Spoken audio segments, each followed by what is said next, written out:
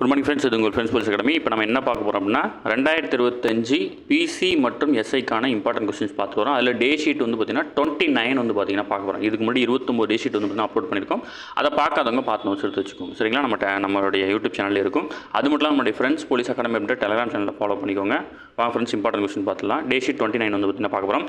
சர்வதேச மனித உரிமைகள் தினம் என்று கொண்டாடப்படுகிறது கமெண்ட் பண்ணுங்கள். சரிங்களா? இந்த கொஸ்டின்லாம் வந்து பார்த்தீங்கன்னா நீங்கள் கமெண்ட் பண்ணல அப்படின்னா நீங்கள் வந்து சரியாக படிக்கலன்னு அர்த்தம். இல்லை, ரொம்ப பேசிக்கான கொஸ்டின், எல்லா புத்தகத்திலையும் இருக்குது. யாருடைய பிறந்தநாள் இந்திய தேசிய நல்லாட்சி தினமாக கொண்டாடப்படுது அப்படின்னா வாஜ்பாய் அவர்களுடைய பிறந்தநாள் தான் வந்து பார்த்தீங்கன்னா கொண்டாடப்படுது. ஓகேங்களா?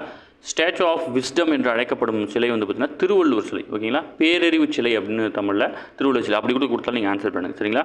முதல் முறையாக குற்ற செயல்களில் ஈடுபடும் சிறார் குற்றவாளிகளை நல்வழிப்படுத்துவதற்காக தமிழக அரசால் தொடங்கப்பட்டுள்ள முன்னெடுப்பு வந்து பார்த்தீங்கன்னா பாதை அப்படின்ற முன்னெடுப்பு தொடர்ந்துருக்காங்க. ஓகேங்களா? ஃபஸ்ட்டு ஒரு வந்து பார்த்தீங்கன்னா ஒரு 18 வயசு கீழே இருக்க ஒரு சிறார் வந்து தப்பு பண்ணுறாங்கன்னா அவர் இந்த முன்னெடுப்பின் கீழே வந்து பார்த்தீங்கன்னா அவர் நல்வழிப்படுத்த தான் அவருடைய நோக்கம். ஓகேங்களா?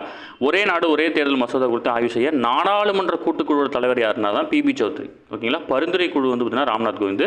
இது நாடாளுமன்றத்தில் இந்த மசோதா தாக்கல் செஞ்சதுக்கப்புறம் அதோட கூட்டுக்குழு அமைச்சு அதில் பிபி சௌத்ரி அவர்களை வந்து பார்த்தீங்கன்னா தலைவராக நியமித்தாங்க. ஓகேங்களா?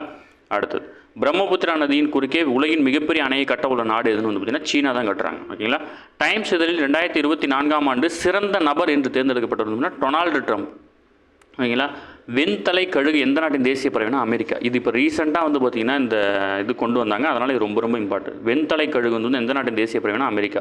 2025 மகா கும்பமேளா எங்கே நடைபெற்றதுன்னா பிரயாக்ராஜ். ஓகேங்களா? உத்தரப்பிரதேச மாநிலத்தில் நடந்துச்சு.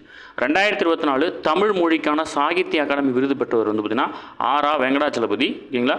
திருநெல்வேலி எழுச்சியும் வஉசியும் 1908 அப்படின்ற நூலுக்காக வந்து பார்த்திங்கன்னா இந்த விருதை வாங்கினார். இது ரொம்ப முக்கியமானது, டிஎன்பிசிலையும் கேட்கக்கூடிய கேள்வி. ஓகேங்களா? ஓகே ஃப்ரெண்ட்ஸ், இன்றைக்கி வந்து பார்த்திங்கன்னா டே 29 வந்து பார்த்தீங்கன்னா கொஸ்டின்ஸ் பார்த்தோம். அடுத்து வந்து டே 30 வந்து பார்த்தீங்கன்னா சீக்கிரம் அப்லோட் பண்ணுறேன். நம்ம சேனல் வந்து நிறைய வீடியோ வந்து பார்த்தீங்கன்னா அப்லோட் பண்ணியிருக்கோம். எல்லா வீடியோமே வந்து பார்த்தீங்கன்னா கரெக்டாக இம்பார்ட்டன் தான். பாருங்கள், பார்த்தாலே உங்களுக்கு புரிஞ்சிடும். அது மட்டும் இல்லாமல் நம்ம சேனல் சப்ஸ்கிரைப் பண்ணி சப்போர்ட் பண்ணுங்கள். முடிஞ்சாலும் உங்கள் ஃப்ரெண்ட்ஸில் ஷேர் பண்ணுங்கள். யாரோ போலீஸ் படிக்கிறாங்க, எஸ்ஐ படிக்கிறாங்கன்னா ஷேர் பண்ணிவிடுங்க. சரிங்களா? நம்மளுடைய இன்ஸ்டாகிராம் பேஜையும் வந்து பார்த்தீங்கன்னா ஃபாலோ பண்ணிக்கோங்க.